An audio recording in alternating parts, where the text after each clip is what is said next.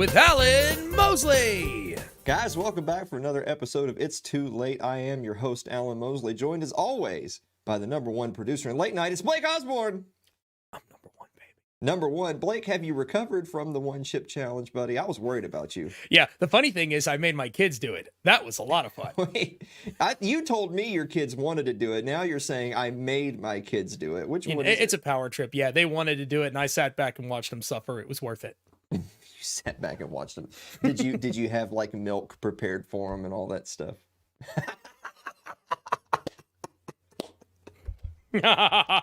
Oh man. So anyone in the chat, if they're concerned about child abuse in the Osborne home, type at Blake Osborne and let them know what you think. Hey, listen, it's only child abuse if you use force, right? But you They chose to just do it. said I made my kids do it. But I said it was a power trip. I can I don't even know with you anymore. You know what? It's probably better I just don't ask what goes on anymore at your house.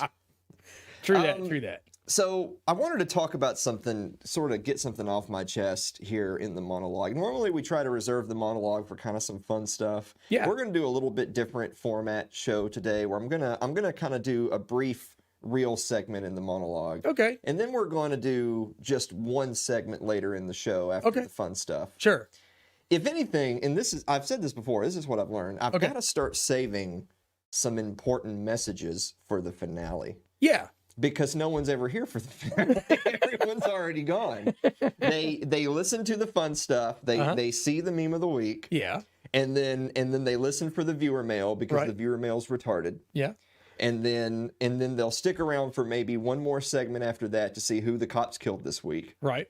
And then they leave. Yeah, I know. Everyone. I don't know if it's because it's so late, but it's too late. Yeah. That's the whole point. We need to start saving crazy stuff for finales, you know. I know. Well, make that really the show, you know. Yeah. I don't want you to say anything, Blake, but I've been sending you messages of what I think our next food challenges I know. be. It's going to be super. Yeah. So, got some more stuff planned. But by the way, if you want to see us do more food challenges like the one chip challenge, it is up to you guys, the viewers. We'll give you the address to the studio. You send it down here and we'll do it. And I mean, if anything, we proved last week we're men of our word. Watch somebody make us eat cinnamon, dude. You know it's coming. Yeah, but now we're not going to do one of the challenges that are literally intended to make you throw up. Because we're not going to throw up in the studio. It's not going to happen. Yeah. I did see, by the way, I had never heard of this before. Apparently there's a banana and Sprite challenge. What? Where you eat 2 bananas really fast and then you drink a bunch of Sprite because the chemical reaction makes a ton of foam. Like, basically, you're guaranteed to throw up a bunch of Sprite foam. There's nothing you can do to stop it. It's pretty much a guarantee. No. So that's exactly the kind of challenge we won't do because you know what's going to happen. It's really just a thing to see someone throw up. Right. And we're not going to do that. Yeah. We're not going to do that. Remember, like, we're not teenagers. Yeah. We'll die. Yeah. Well, we're not going to die. But I'm not going to, I'm wearing a suit. Yeah. I'm doing a late night show. Yeah. Banana Sprite stain, that's expensive to get out of that thing, you know. You know, I did, by the way. What you did? I'm ruining the monologues. I said we were going to talk about a thing. Now we're not talking about This is just what happens, bro. So I looked up, there's literally websites where you can see the different restaurants in your area or your state that do food challenges or, eat this for a free meal type things, Yeah. So there are a few in our general vicinity. Really? The thing is that, I mean, for their contest, if you want to get a free meal or a t-shirt or something, obviously they want you to do it there at the restaurant. Yeah. Obviously, we would be doing it here in the studio. Right. So it's not like we would necessarily be competing with them. Right. But we would do it on the show. I mean, I guess we could send them the video. Yeah. And they could judge for themselves. See, but I don't really care about, because we're not really advertising restaurants. It's more unless they pay us. Yeah. Pay us that's a possibility, But I did see there's a pizza place near us that has it's I forget how many inches it is, but it's like a thin, like a New York style pizza that's basically the size of my desk. Man, but it's believe it or not, it's actually a duo challenge. Oh, really? Two guys can eat. It's made for 2 people, and if 2 people can eat the pizza in an hour, then you win. You win the challenge. So I thought maybe we could do that one where we actually eat the whole episode and we try to finish the pizza by the finale. Oh, God. Okay. Which is particularly bad because I'm doing keto. I know.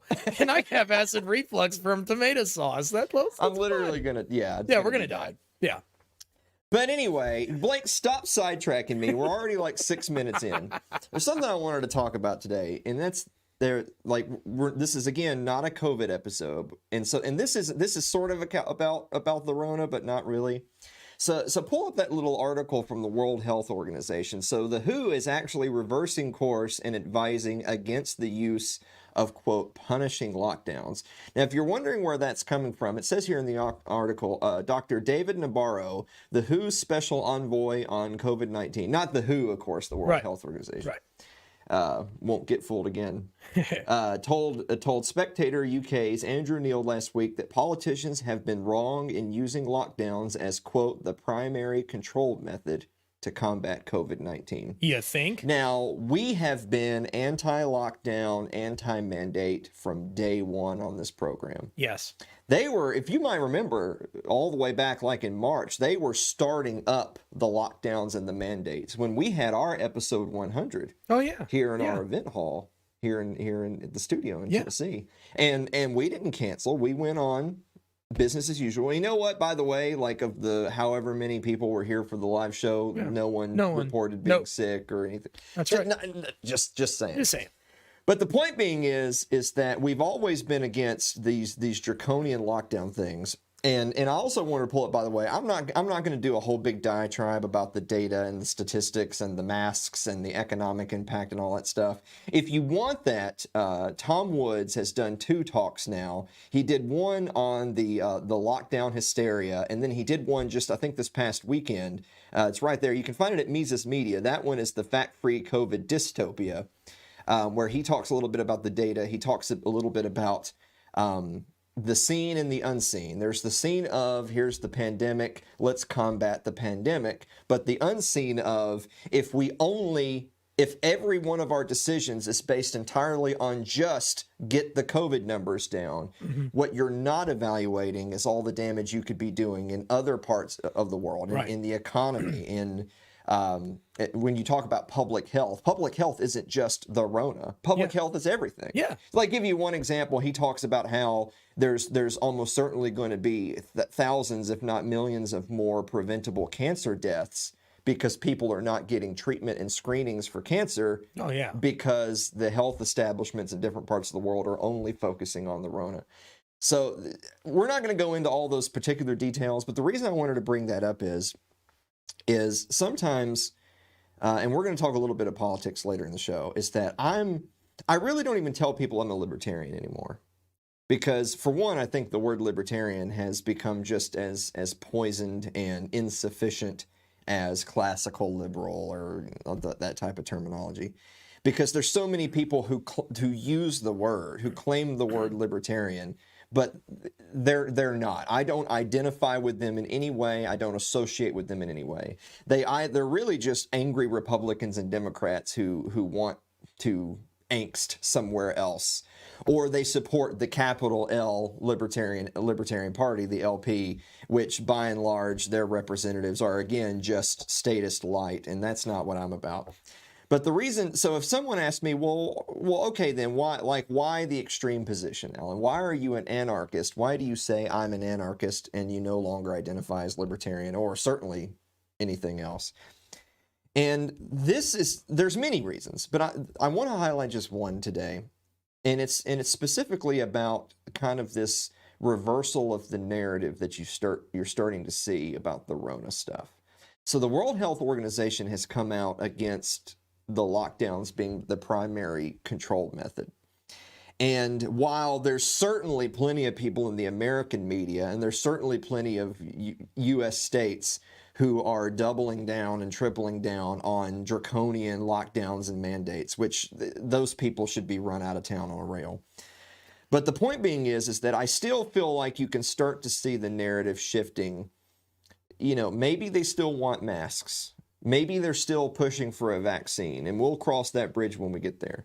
But you're starting to see some of the lockdown and mandate stuff be looked at in a slightly more negative light. Whereas in the last several months, that was the soup du jour, and if you were against that, then you were demonized. You know, if you said anything on Twitter or Facebook to that effect, you ran the risk of your account being banned because you're spreading false information. But the point being is that there were always experts who were against some of the things you're seeing in the media. There was always data that suggests that masks were ineffective, that 15 days to flatten the curve was BS, especially since it's been way more than 15 days. It's been like 200 something. And of course, again, that if you're doing lockdowns and mandates to support public health has to also take into account all sorts of other infectious diseases and conditions. And you also have to factor in the economy. You have to factor in the psychological well-being of the human population and not just whether or not they have the flu. And so the point being is that if you said any of those things in the last several months, you were called every name in the book, and you ran a serious risk of having your social media platforms throttled or if not outright deleted. But now you're starting to see a little pushback. Oh, yeah. Now, people like us have been pushing back the whole time. Yeah. But you're starting to see a little bit of pushback from the quote authorities, like for instance the World Health Organization, and that's good. I'm not saying my problem isn't that people can change their mind. It's a good thing that people can evaluate the data and have a change of heart. I don't ever want to make someone feel bad for changing their mind, especially when it's moving more in a direction of liberty. The problem I do have, though, is that as the narrative shifts and as more and more, media conglomerates and supposed health authorities start to say things that we've been saying for months, those same people demonized us when they were on the opposite side of the aisle. As they start to agree with us, do you think they will apologize? No. Do you think that they will spend even a moment's time saying, let's admit where we were wrong. Let's bring everyone back in that we had disagreed with over the last several months. The people whose accounts we banned off of Twitter and Facebook for misinformation. Let's apologize to those people. Let's applaud them for having stood by their convictions, and let's promise in the future to not demonize people, because the whole idea of science is that you're always testing new hypotheses. You're always searching for truth, and sometimes what we know today and what we know tomorrow can be different things. And we won't in the future call people names and try to ostracize them and make them the other person, as we often talk about politically on this program. We won't do that again. Do you think for a second that's what's going to happen? No. No, that's not what's going to happen. And specifically, and I've talked about the media and I've talked about people like health authorities, but specifically politicians. When an Andrew Cuomo, who doesn't know his ass from the hole in the ground, sends a bunch of COVID patients into the nursing homes, and thousands upon thousands of elderly die because those are exactly the most at-risk people. Let's say some months later, and I think he has done this, I think he has said some months later, that probably wasn't the right thing to do. But will he suffer any consequences for his actions? I mean, I guess as a consolation prize, it's good that he admits that he was perhaps wrong. But as he was doing that, there were already people saying, Governor, I don't think this is the best course of action. I think this is going to make a lot of people suffer. Don't do this. And his answer to those people was, eat cake. His answer to those people was, I'm going to do what I want because I'm in charge, and if you try to stop me, I will run you out of society. Yeah. Everyone who is against our narrative is some sort of backwards hick who is anti-science. Right. So when they make the wrong decision, sure, they may correct it sometime in the future. There's no apologies. There's certainly no bringing back the people that were lost as a result of those policies. There's the people whose businesses have been destroyed because they were shut down, the people who have lost their life savings. Us here, I mean, we've lost easily 80+% of our income this year because we were shut down during some of the busiest months of our season. And I mean, sure, some months or years from now, they might say we completely handled this pandemic the wrong way, and we are sorry. That sorry won't bring us back a cent of what we lost. That's right. It won't bring back a single person who died in a nursing home that didn't have to because they were exposed irresponsibly. It won't reopen a single small business that couldn't survive the layoff. Right. The fact that their minds can change, but they'll never suffer the consequences of their actions.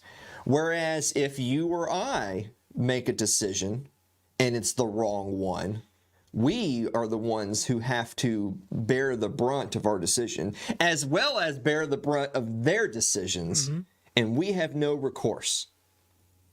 That is why I'm an anarchist. Right.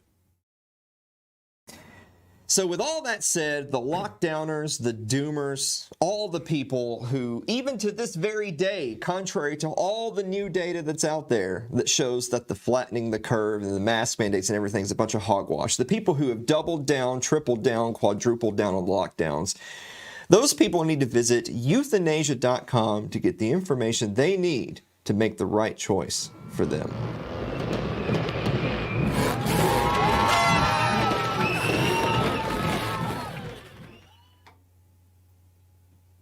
That was quite festive.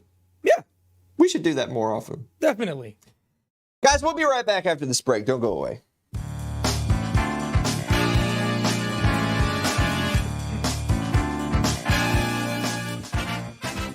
If you're enjoying tonight's show, consider supporting the program by becoming a member of our Patreon. That's over at patreon.com/Alan Mosley.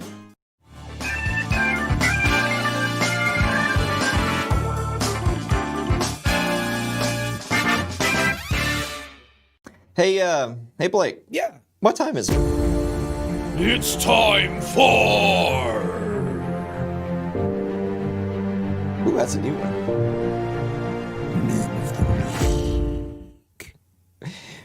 That look you give an innocent man on death row when you know you're about to withhold evidence for his case.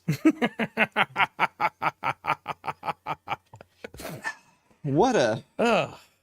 Has your mom ever given you that look? It looks like a look my mom's given me before. You know, when I'm about to do something stupid, you know, and she knows that I'm dumb. You know, I'm about to do something dumb, and she's just waiting for me to make that mistake. I don't know. What an evil bitch that woman is right there. Why does she have to be that way? Because she doesn't care about you. Why you gotta be mean? I don't understand why you mean. Because you don't matter. Like it's the old George Carlin bit. Like, you can't stress this enough. Whoever your favorite politician is, they don't care about you. Right. At all. No. They don't care about you at all. They care about money. And power. God, I care about money too. But not enough to put people in jail and torture them over it. I mean, not enough to do that, but it is enough to remind people that they can go to patreon.com/Alan Mosley. Good call. They can't go there to get the information they need to make the right choice for them, but they can go there to help me so that I can get the information I need to make the right choice for me. Let's do the viewer mail. Ooh.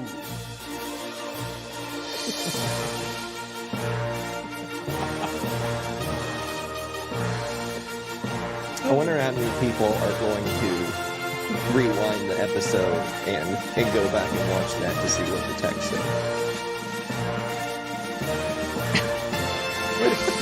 said. Is it still going? I mean... Oh man. Okay. Wow. Andrew Avery writes to show up, you know? Dear Alan and Blake. Yes. If a bear were to lend you a hand, would it give you paws?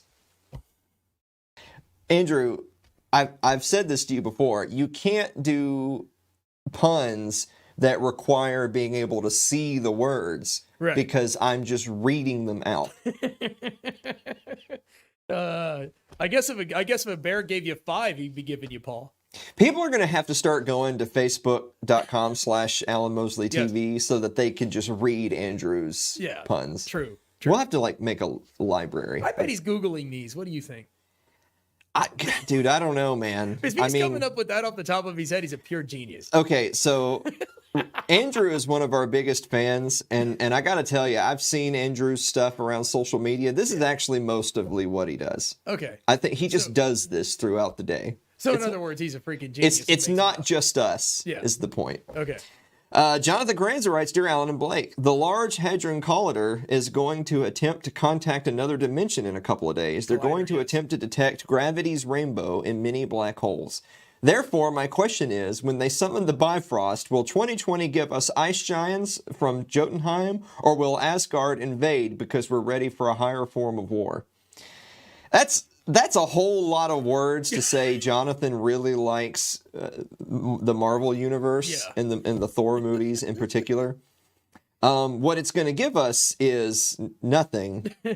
But if I had to pick one of those, I would go with Asgard because, I mean, the Pentagon's got to fill the coffers somehow, right? Oh, yeah, I know. If they're not going to let us nuke Iran, then we might as well nuke Asgard. Yeah, right? I mean, seriously. I think it's going to give us I think it's going to give Switzerland a really big electric bill. I like how it's Switzerland. Isn't that where the collider is? It's in Switzerland, isn't it? Yeah, but I think that's also where Asgard is. Really? Well, I mean, you know. Anyway, Sherry Voluntary writes, Dear Alan and Blake, so who wins in a fight, Spike Spiegel or Alucard? Okay, so both of these are fantastical people. Spike Spiegel being the main character from Cowboy Bebop, Alucard being from the Castlevania series, which you can watch that on Netflix. Even though they're both fantasy characters, Spike Spiegel is like a regular human being, whereas Alucard is a vampire prince. So that's not exactly fair. Yeah. Like, if Alucard were just a person and not a vampire prince, Spike Spiegel wins easily. Yeah. And with Alucard being a vampire prince, I mean, don't sleep on my boy Spike. But I know. Everyone watching the show right now is like, what are they talking about? Well, but you know, all Spike needs is a silver bullet, right? Or what are they talking about one of those right big now? wooden stakes and just kind of jump up and right there, and he's going. What are they talking about? We got to get viewers who don't send us nerd shit every week. I'm sorry. Excuse my language. I would mention Suzanne Sherman's The Wasatch Report, but her question is actually next, so we'll just do that. Suzanne Sherman writes, Dear Alan and Blake, how ironic. Yes. How come treadmills come with a holder for your Pringles, but no ashtray? So wait, what? They do come with a holder, but I don't think that's where you're supposed to put your Pringles. I think that's where you put your water. Yeah. But I mean, Pringles, you're defeating the purpose. But you know, I mean, everyone's got to do their own thing. Yeah, sure. Yeah, diet Pringles. Makes me think we got to figure out a way to do some sort of Pringles challenge. Yes. I don't know. Okay. We'll think about it. Yeah. Celeste Dennis writes, Dear Alan and Blake, what is your favorite fall movie? Ooh. I didn't realize there was such a thing as fall movies. Fall movies. Like, I mean, there's just movies that you can watch in the fall. First thing that comes to mind is Hocus Pocus, but I haven't seen that since I was 13, so I guess that don't count. But it is a favorite fall movie. I just haven't watched very many fall movies. I actually watched Hocus Pocus not terribly, well, I mean, a couple of years ago, I guess. Okay. But still good? I mean, it's still good. Okay. It's not bad. It's not, I wouldn't say it's great, but it's not bad. Was it as good as an adult as it was as a kid? Or do you pick up on things in that you didn't pick up on as a kid? I don't know. Really? Okay. I didn't come to the studio today prepared to do a review of Hocus Pocus. Although I guess if that's the criteria for a fall movie, then I mean, if Halloween's in the fall, then I guess you could just say Halloween movies are fall movies. Yeah, true. The Great Pumpkin, Charlie Brown, see it every year. Mm-hmm. Okay. Mm-hmm. So what's your favorite Halloween movie then? Is that it? Halloween movie? Mm-hmm. Well, I guess I'd have to just say, it's probably The Great Pumpkin, Charlie Brown, because it's all I ever watch. And Halloween is a Halloween tradition. So yeah. I don't really care for. I'm just grumpy today. I'm sorry. You're I'm sorry. I don't really feel all that well. And yeah, they're locking stuff down again. Yeah. I'm broke and Lock them down. I feel all kind of Not very festive. this show's just ruined already. You know what? Blank, this one's not on you. This one's on me, buddy. Okay. All right. So whoever's playing the drinking game in chat, you can't drink for this because I'm not complaining about Blank. I'm complaining about me. Okay. You can complain about The drinking game says that if I complain about you, then they have to drink. How about you just do that like until everybody gets so freaking drunk that they can't even like chat anymore?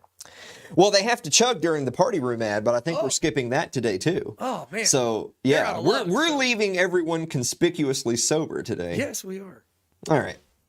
And finally, Jeff Johnson writes, Dear Alan and Blake, you are shipwrecked on a deserted island. Who would you absolutely not want on the island with you? Blake, who do you not want on the island with ex. you? That's a fair answer. Yes. That's a fair answer. That's a very good answer. I'm gonna do a little switcheroo here. Okay. I'm gonna say I don't want my fiance Anna Kay on the island because I don't want her shipwrecked on an island. I want her safe at home. Oh, that's cute. Yeah. So that's how you do it, ladies and gentlemen. That's how you do it right there. One up me, I guess. Well, anyhow. See, you should have wanted your ex on the island so that she could just die on a deserted island. No. Well, no, wait. You're messing with my head, man. Of course. Well, wait. If I was on the island, I'd know. Yeah, well, never mind. You know what I mean. All right. Commercial break? Let's take a commercial break.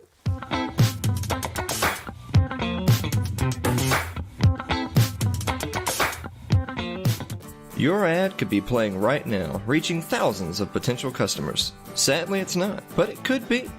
Find out how to be an advertised sponsor for It's Too Late with Alan Mosley. Email us at alan@funnybroke.com.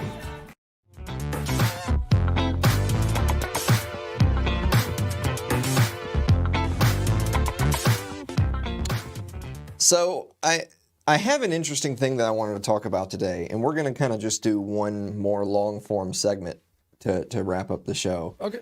Some of our friends on social media brought this to my attention. It's an article from Reason. Go ahead and pull that up right there. So, how will the Reason staffers vote in 2020? A survey of presidential preferences and regrets. Now, this is an interesting little article here from Reason, and Reason probably won't like me once I'm done talking about it. But what it is that basically they have their whole staff, all their editors and authors and creative people are answering a little survey, and they've done this since 2004, where we're just a couple of weeks out from the election, and they're talking about their election, their presidential preferences. Mm-hmm. And so they're doing this for the 2020 election. And so to preface this really quick, we're going to go through some of the different people for Reason, and they're going to answer a few different questions. The first one being, who do you plan to vote for this year? Okay. And then the next one is, if you could change any vote you cast in the past, which one would it be? So those are a couple of interesting questions. Mm-hmm. Now, you're going to find out where I'm going with this really quickly, because just the very premise of this survey, I have a couple problems with it. Imagine that I have a couple problems with it, and so I'm talking about it on the show. I know you're really surprised. But again, I'm an anarchist. You are. You know what that means? What does that mean? It means I don't vote. Yep. I don't vote, and quite frankly, I look down my nose at people that do. And what's funny about that is that amongst some of the celebritarian world, you know that demagogue libertarian consensus that sure as shit doesn't want to share this program because they don't want me having a seat at the table, because I have things that are very inconvenient for them. They're called principles. Mm-hmm. Those people are still more than happy to pick the lesser of evil. Mm-hmm. Or they're more than happy to push whatever their political demagogue is, or, oh yes, Trump did this. Oh yes, let's get that nominee in there. And of course, it always happens the same way. They're always absolutely terrible for liberty. They always absolutely portray their their enthusiasm, that they're never deserving of your support. And yet these same people fall into the trap time and time again. Quite frankly, it makes them no different than any generic statist Democrat or Republican. So with that said, let's take a look at some of these. Mike Alissi, who is a publisher for Reason, says, who do you plan to vote for this year? He says Joe Jorgensen. Now, I'm not going to give him too much of a gripe. Reason's a libertarian publication. Joe Jorgensen is the Libertarian Party nominee. Right. Now, I have said on this program before, if you were going to vote, if you believed that being involved politically was a strategic move, I don't agree with that. I'm not in no way involved politically. But if you're not like me and you believe that, well, I'm against the state, but I'm going to be involved strategically. Well, voting for a third party in our system is strategically suicide because they're never going to win. The system is not designed for a third party to have a seat at the table. It's just not. So I'm going to say that's a big fat fail if you're voting for a third party candidate, even one like Joe Jorgensen, although I know a lot of people have problems with Joe Jorgensen. But I'm not, that's all I'm going to say about that. You know, the fact that you claim to be a libertarian and you vote for the LP nominee, okay, whatever. It's at least fair that you're not voting for one of the duopoly. Right. If he could change his vote in the past, who would it be? He voted for Jimmy Carter in 1980. That was his first vote. It was the most important election of our lifetime. And he regrets that. Okay, Fair enough. Peter Bagg, who's a cartoonist, who do you plan to vote for this year? Joe Jorgensen. Okay, I've already said my spiel about Joe. Yep. I don't agree with that. I don't think she's even particularly a good candidate. I certainly don't agree with the LP or its mere existence. I've already said all I have to say. He's going to vote for Joe Jorgensen. Fine. If you could change any vote you cast in the past, who would it be? John Kerry. This dude voted for John Kerry. John Kerry's a piece of shit. And you voted for him, which, frankly, makes me wonder about where you stand principally. You know what? Let's give him the benefit of the doubt that maybe he wasn't a hardcore libertarian then. What year was that? 2004? I think so. Because Gore Bush was so I think it's 2004. Okay. Eric Bohm, the reporter, who do you plan to vote for this year? I'm currently not registered to vote in Virginia where I live. If I change that, I'll vote for Joe Jorgensen. Hold on. Unless I believe there's a chance that Joe Biden will somehow fail to win Virginia, in which case I'll vote strategically for Biden. What? Why? What? Why? If there is any realm of possibility where you are willing to vote for Joe Biden, he says strategically, and he says if Joe Biden could somehow fail to win Virginia. So what that tells me is he's a never Trumper, which is I'm a never Trumper too. I will never vote for Donald Trump. Right. I'm not going to vote for a piece of shit like Joe Biden because I hate Trump so much. Right. Because I have some fucking self-respect. Eric Bohm, euthanation.com. If you could change any vote in the past, what would it be? I can't imagine thinking a single vote is valuable enough to spend time regretting. Well, how about you just don't vote at all? But you know what? That's a fair answer. I'll give him half credit for that one. Yeah. But the fact that he's even considering voting for Biden because he wants Trump out tells me he doesn't get it. Yeah. This guy who's a reporter for this supposed libertarian organization, he doesn't get it. You don't fucking get it. I mean... Hold on. I'm going to mispronounce this name so bad, so I apologize. Christian Britsky. I'm sorry.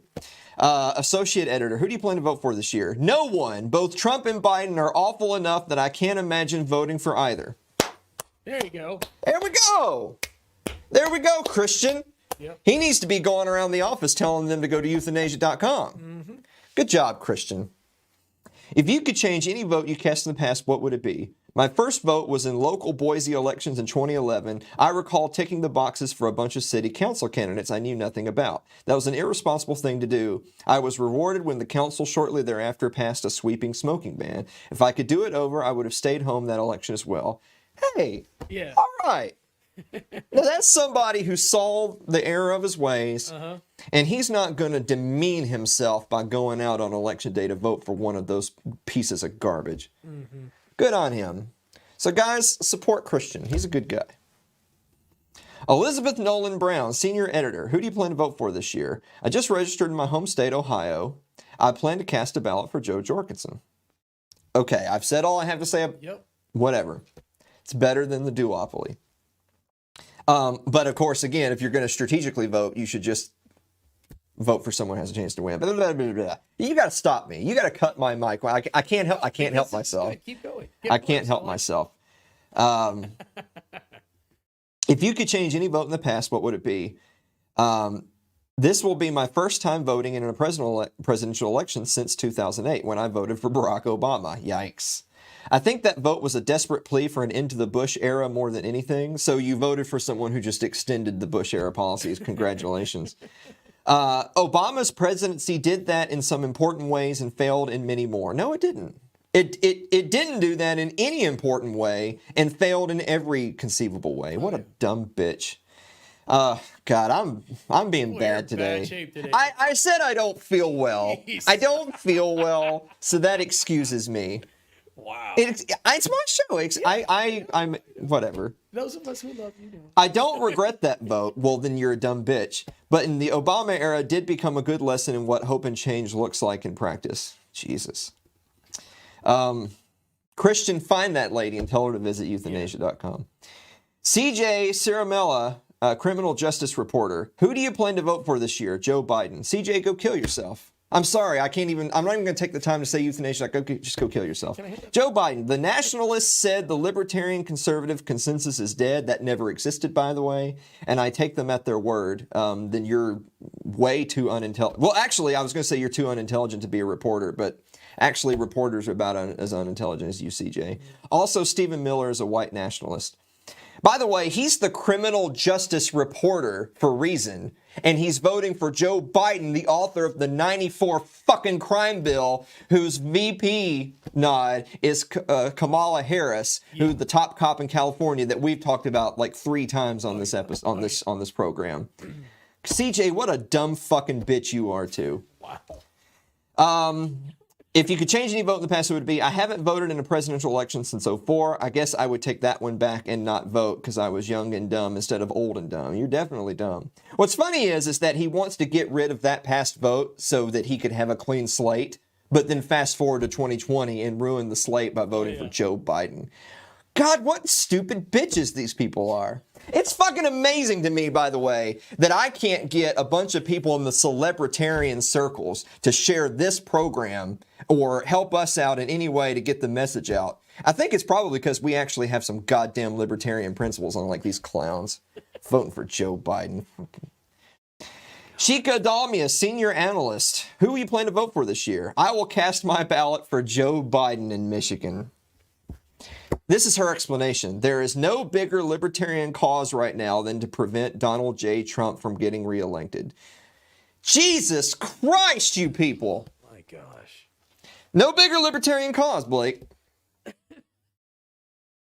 I mean, it's not end the public sector control of education, which is probably my biggest one. It's not ending the Fed, the Federal Reserve. Yeah. It's not just toppling the totalitarian state in general. It's not opposing the biggest empire on planet Earth, which is the United States empire.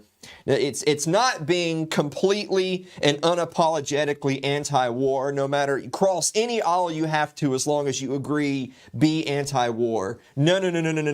None of those are the most important libertarian issue. For hers, it's getting Donald J. Trump out of office by voting for Joe Biden. Fucking clown fiesta today. Clown fiesta. If you could change any vote in the past, who would it be? I've voted in 3 presidential elections for George Bush re-election in 2004, against John Kerry, for Libertarian Gary Johnson in 2012, and for Hillary Clinton in 2016. The only one I don't regret is Johnson. She voted for Hillary Clinton, so you are banned from all libertarian thought for the rest of time because you voted for fucking Hillary Clinton. It doesn't make any sense. I'm trying not to throw up on my desk, by the way. I'm not really feeling well, and then this is just making it worse. And this is just making it worse. Making it worse. Zuri Davis, assistant editor. Who do you plan to vote for this year? I'm going to be voting for Joe Jorgensen. Okay. Understand. It's fine. Whatever. If you could change any vote in the cast, who would it be? 2016 was the first presidential election they qualified for. I voted for Gary Johnson. I would probably change the vote I cast for Senator Rand Paul in the Republican presidential primary. I was excited to vote for the Kentucky senator because of his stance on criminal justice reform, but I was extremely disappointed to see that strong legacy shelved to confirm, of all people, Jeff Sessions. Okay, so that's a fair criticism. It's a fair criticism. Now, I would argue, by the way, if you were genuinely trying to change the system from the inside, you would vote for someone who has a chance to get elected, which is someone running as a D or an R. You wouldn't vote for the Libertarian candidate. I've said that already a million times. However, that's a fair criticism. Yeah. That's a fair criticism. Okay. Hold on. Let me go back. Let me go back up. Zuri Davis helped lower my blood pressure just a little bit. Brian Doherty, senior editor. Who do you plan to vote for this year? I don't vote. So we've got 2 rounds of applause out of this whole goddamn set of people that work at a libertarian publication. If you could change any vote in the past, who would it be? Never having voted, I have no regrets. Fucking Brian. Get him, Brian! Brian, you need to be going around the office telling all these other people to visit youthinasia.com. Nick Gillespie, editor at large. Who do you plan to vote for this year? I'm voting for Jo Jorgensen. Okay. Because she comes closest to representing my political... Okay, fair. Fair. If you could change any vote in the past, who would it be? I would not change any of my votes. In 84, the first person I could vote, I voted for Walter Mondale. Blah, blah, blah, blah. I voted for the Libertarian candidate since 98. Or, excuse me, since 88. Okay, fair. You know, he's a die-in-the-wool LP guy. That's not my bag, but fair.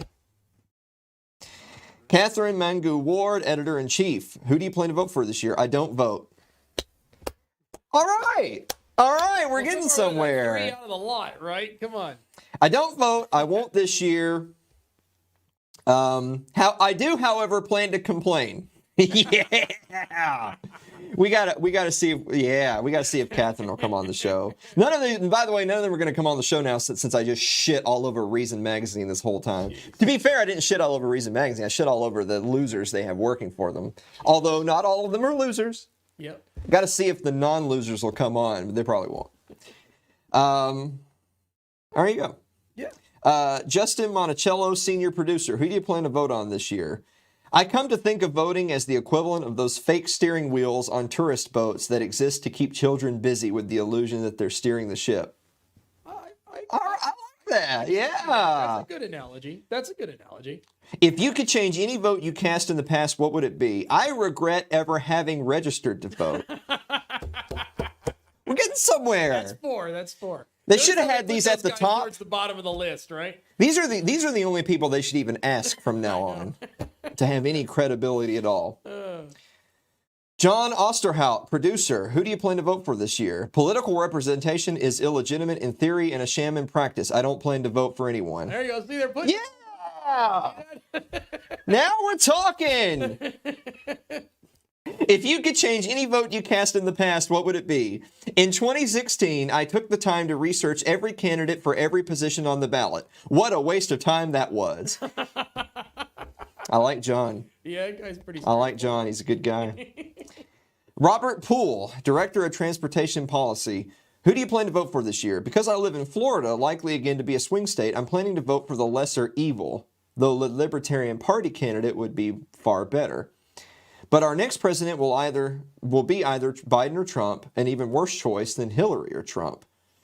But that doesn't say which one he thinks is the lesser evil. Let me read through this. Time around, both parties have transformed. The Democrats are a far more collectivist party whose environmental, transportation, blah, blah, blah, blah, are bad. Republicans have become a populist, anti-trade, anti-immigrant, big spending party.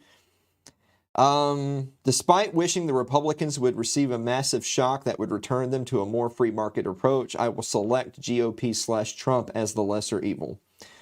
I think, is this the first guy who said he's voting for Trump, out of Trump and Biden? Trump out of the whole lot, yeah. I think it is. Yep.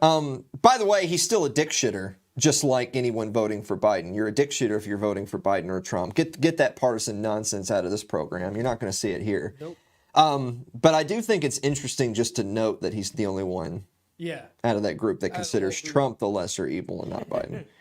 He's not invited to the office parties. He's not invited to I don't do lesser evils. That's how it is. If you're gonna even bother writing that big of a paragraph to explain your choice, the correct answer was the last few that says nah. There you go. My answer would have been, I ain't telling you. There you go. Mike Riggs, deputy managing editor. Who do you plan to vote for? While I would like to see a President Joe Jorgensen, I'll settle for not having to live another 4 years under President Donald Trump. I'll cast my first ever vote for president for Joe Biden. What a dick shitter! You see, that's the problem is that they're both bad. They're both evil. It's like, okay, I'm not going to choose black. I'm going to choose gray. It's stupid. Why? Just don't. I think Trump is a symptom, not the root cause of the current dysfunction. I absolutely do not support the Democratic Party writ large. Democratic management of the city of Philadelphia, where I live, is shockingly bad. And yet, all of that, there's a whole other diatribe that ends with, but I'm voting for Biden. Kill yourself. Instead of voting for Biden, go to euthanasia.com. They'll have your answer. Jesus Christ. If you could change any vote in the past, what would it be? I voted for the first time in the 2018 midterms. I do not regret using that opportunity to rebuke Republican xenophobia. What? I mean, what? But your voting for Democrats in no way rebukes Republican xenophobia. That just supports the system. So Mike Riggs, deputy managing editor, you just continue to legitimize the state. Visit euthanasia.com, buddy. That's all you can do. Scott Shackford, associate editor. Who do you plan to vote for? I'm voting for Joe Jorgensen. Okay, fair. And who would you change in the past? I don't think I've voted for a major candidate who's actually won since Bill Clinton's second term. Okay. Stephanie Slade, managing editor. Who do you plan to vote for? I'm a true undecided. I've been vacillating between sitting out this election, as I did in 2016, or voting for Joe Biden. Well, Stephanie, how many editors does this freaking magazine have? 30? Jeez. Imagine being a writer for that bunch. It's like you write an article, it's got to go through like 38 people's opinions before it can get published. You know what the amazing thing to me, though, is that there was a handful of these people, Stephanie included, that they either have not voted at all and are thinking about it, or only first voted very recently. Maybe they're young, or maybe they have held off voting, but in the last election cycle or two, they have voted for, or they've registered for the first time to vote. Yeah, it just goes to show you that we're losing the war. First of all, if these are the people that are like in the popular libertarian circles, and they're just completely losing their principles, just completely. Well, yeah, I mean, you got to have your principles. If you had a shred of dignity and you hadn't voted up to this point, you'd keep it that way. Yeah, just don't. You'd keep it. Just don't. Just don't. As Blake Osborne says, just don't. Just don't. Robbie Sove, senior editor. Who do you plan to vote for this year? I might have voted for Joe Biden if he chose Tulsi Gabbard as his VP, but he didn't, so I'm voting for Joe Jorgensen.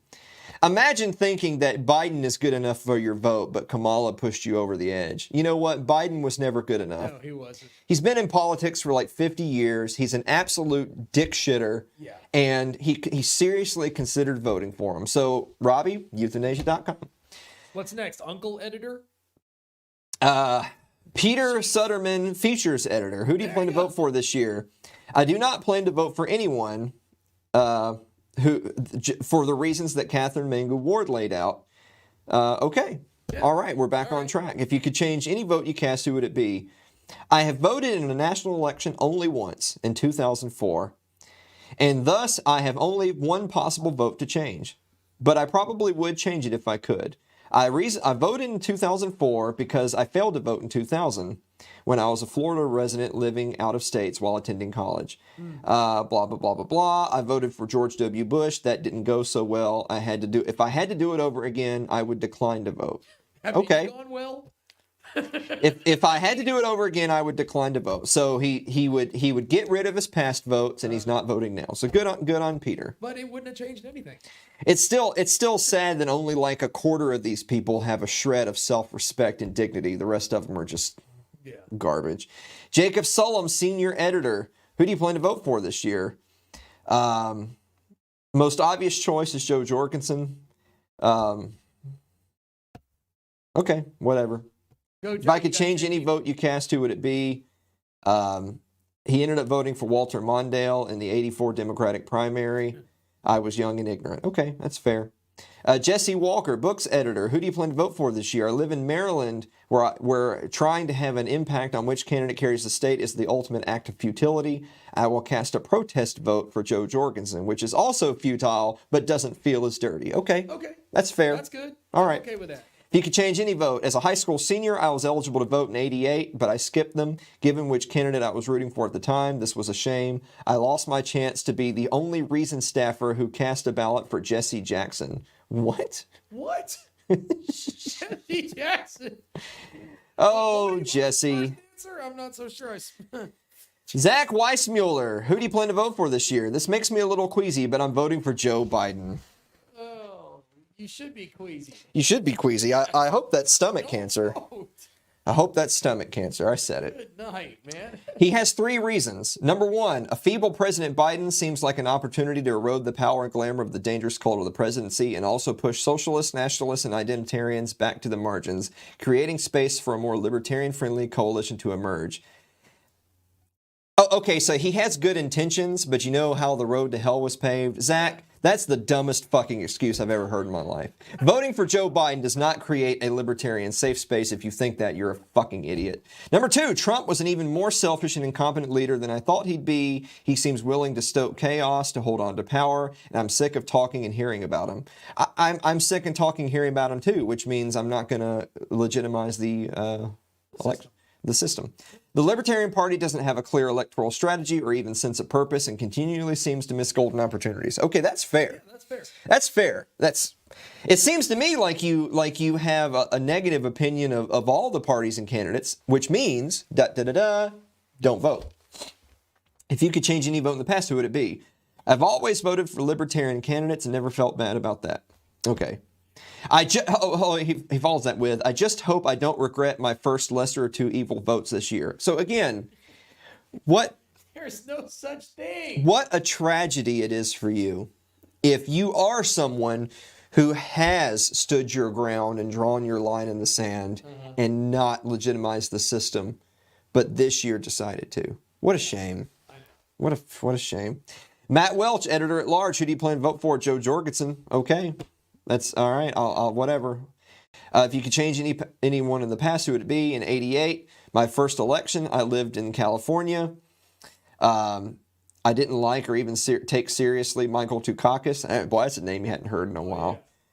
But I had whipped myself up in a collegiate fever to believe that George H.W. Bush was the real CIA fabricated Dark Lord and must be stopped at all costs. Well, I mean, he is a CIA fabricated Dark Lord.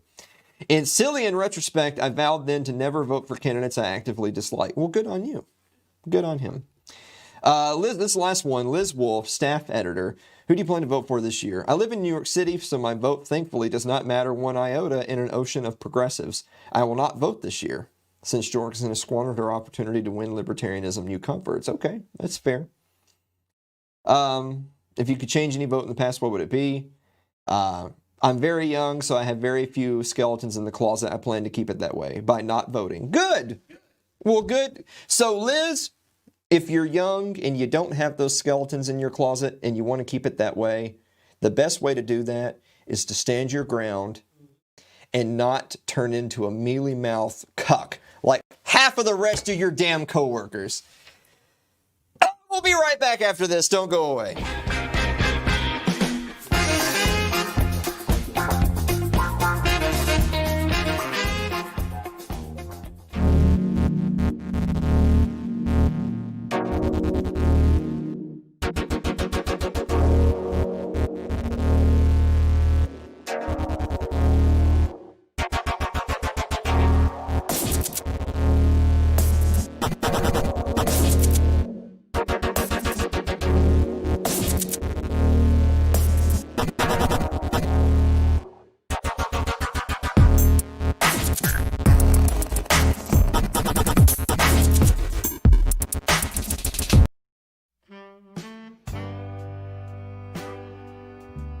like our Facebook page. It's facebook.com/AlanMosleyTV.